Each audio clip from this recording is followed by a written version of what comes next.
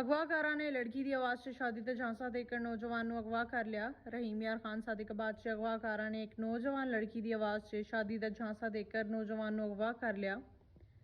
Police ਦੇ ਮੁਤਾबिक ਅਗਵਾਕਾਰਾਂ ਨੇ ਲੜਕੀ ਹੋਣੇ ਦਾ ਝਾਂਸਾ ਦੇकर ਵਿਹਾੜੀ ਦੇ ਨੌਜਵਾਨ ਨੂੰ ਸਾਦਿਕਾਬਾਦ ਬੁਲਾਇਆ ਤੇ ਅਗਵਾ ਕਰ ਲਿਆ। ਪੁਲਿਸ ਦਾ ਕਹਿਣਾ ਸੀ ਕਿ ਅਗਵਾਕਾਰ ਨੇ ਲੜਕੀ ਦੀ ਆਵਾਜ਼ 'ਚ ਸ਼ਾਦੀ ਦਾ ਝਾਂਸਾ ਦੇकर ਬੁਲਾਇਆ ਸੀ। ਵਾਕਈ ਦੀ ਇਤਲਾਹ ਮਿਲਦੇ ਹੀ ਤਹਿਕੀਕਾਤ ਤੇ ਮਗਵੀ ਦੀ ਬਾਜ਼ਿਆਬੀ ਦੇ ਲਈ ਕੋਸ਼ਿਸ਼ ਸ਼ੁਰੂ ਕਰ ਦਿੱਤੀ ਗਈ ਹੈ। ਅਗਵਾਕਾਰਾਂ ਨੇ ਲੜਕੀ ਦੀ ਆਵਾਜ਼ 'ਚ ਸ਼ਾਦੀ ਦਾ ਝਾਂਸਾ ਦੇकर ਨੌਜਵਾਨ ਨੂੰ ਅਗਵਾ ਕਰ ਲਿਆ। ਰਹੀਮ ਯਾਰ ਖਾਨ ਸਾਦਿਕਾਬਾਦ 'ਚ ਅਗਵਾਕਾਰਾਂ ਨੇ ਇੱਕ ਨੌਜਵਾਨ ਲੜਕੀ ਦੀ ਆਵਾਜ਼ 'ਚ ਸ਼ਾਦੀ ਦਾ ਝਾਂਸਾ ਦੇकर ਨੌਜਵਾਨ ਨੂੰ ਅਗਵਾ ਕਰ ਲਿਆ। ਪੁਲਿਸ ਦੇ ਮੁਤਾबिक ਅਗਵਾਕਾਰਾਂ ਨੇ ਲੜਕੀ ਹੋਣੇ ਦਾ ਝਾਂਸਾ ਦੇकर ਵਿਹਾੜੀ ਦੇ ਨੌਜਵਾਨ ਨੂੰ ਸਾਦਿਕਾਬਾਦ ਬੁਲਾਇਆ ਤੇ ਅਗਵਾ ਕਰ ਲਿਆ। ਪੁਲਿਸ ਦਾ ਕਹਿਣਾ ਸੀ ਕਿ ਅਗਵਾਕਾਰ ਨੇ ਲੜਕੀ ਦੀ ਆਵਾਜ਼ 'ਚ ਸ਼ਾਦੀ ਦਾ ਝਾਂਸਾ ਦੇकर ਬੁਲਾਇਆ ਸੀ।